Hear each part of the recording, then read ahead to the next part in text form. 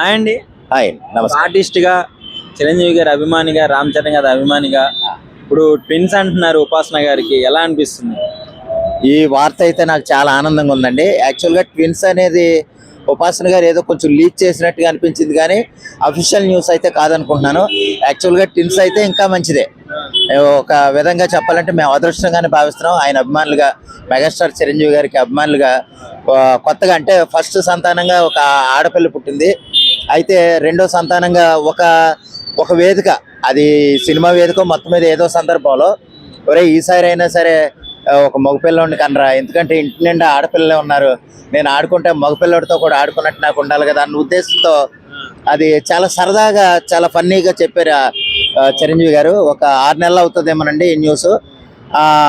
అది ఆ సందర్భంలో ఏంటంటే ఇప్పుడు నిన్న అంటే ఈ రోజు కానీ రేపు కానీ ఉపాసన గారు ట్విన్స్ని కానీ ఏదైనా ఒక బిడ్డను కానీ అవకాశం అయితే ఉంది. అది ఖచ్చితంగా వారసుడే అయి ఉంటాడనేది మేము నమ్ముతున్నాం గట్టిగాను. అది సెలబ్రేషన్స్ అయితే ఇంకా హై లెవెల్ అండి. ఇంకా ఆయన అంటే చిరంజీవి గారి ఇంట్లో ఏది చేసినా సరే ఇంకా హై వోల్టేజ్లు ఉంటాయి, హై లెవెల్లో ఉంటాయి. అది మనందరికీ తెలుసు. ఎందుకంటే మొట్టమొదట రామ్ చరణ్ గారి వివాహం కూడా ఇండస్ట్రీలో ఎవరో చేయనంత గొప్పగా చేశారు. ఆయన ఇల్లు కూడా ఇండస్ట్రీలో ఎవరిదే లేనంత గొప్పగా ఉంటుంది. అలాగే ఏది చేసినా సరే సెలబ్రేషన్స్ ఏది చేసినా అంత గొప్పగా ఉంటుంది. అలాగే ఇప్పుడు ఈ సందర్భంగా ఫస్ట్ ఆల్రెడీ ఒక పాప ఉంది, క్లింకారా ఉంది. ఓకే, అదే అదృష్టమే మాకు. కానీ ఏంటంటే ఇంట్లో ఇంకొక మెగా వారసుడు చిరంజీవి గారి ఇంట్లో నుంచి, అంటే రామ్ చరణ్ గారు ఉన్నా సరే ఇంకో మెగా వారసుడు, ఇంకా అంటే చివరి వారసుడి కింద ఉండాలన్న ఉద్దేశంతో రామ్ చరణ్ గారుని సరదాగా అన్నారు ఆ రోజు ఒక మాట, ఒరే ఈసారైనా మగబిడ్డను కనరా అనేసి అన్న ఉద్దేశంతో. అయితే ఈసారి ఖచ్చితంగా అయితే మగబిడ్డే ఉంటాడని నేను నమ్ముతున్నానండి. అది ట్విన్స్ అయితే ఇంకా డబుల్ బనాంజాగా మేము ఫీల్ అవుతున్నాం. అదే ఆ విషయంలో అయితే రామ్ చరణ్ గారు అదృష్టవంతులే, చిరంజీవి గారు అదృష్టవంతులే, ఆయన అభిమానులుగా మేము కూడా అదృష్టవంతులుగానే మేము భావిస్తున్నాం.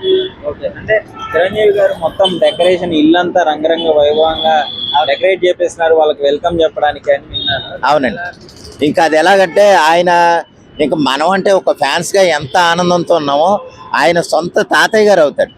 తాతయ్య గారు అంటే ఎంత ఆనందపడతాడో చూడండి. మనం అనుకున్న దానికి, మన ఆవేశానికి లేదా మన ఆనందానికి 10 times ఎంజాయ్ చేస్తాడు. ఆయన బయట కనిపించకపోవచ్చు, కానీ ఎంత ఆనందంతో ఉంటారు వాళ్ళ ఫ్యామిలీ సభ్యులందరూ, ఎంత ఆనందంతో ఉంటారనేది మనం ప్రత్యేకంగా చెప్పక్కల.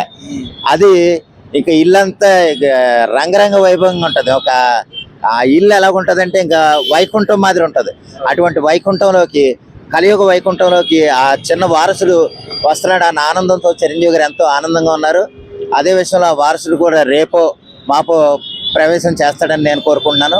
అది మెగా వారసులందరికీ, మెగా ఫ్యాన్స్ అందరికీ కూడా ఇది చాలా మంచి వార్త అండి. ఆ విషయంలో నేను కూడా ఎంతో ఆనందంగా ఉన్నాను.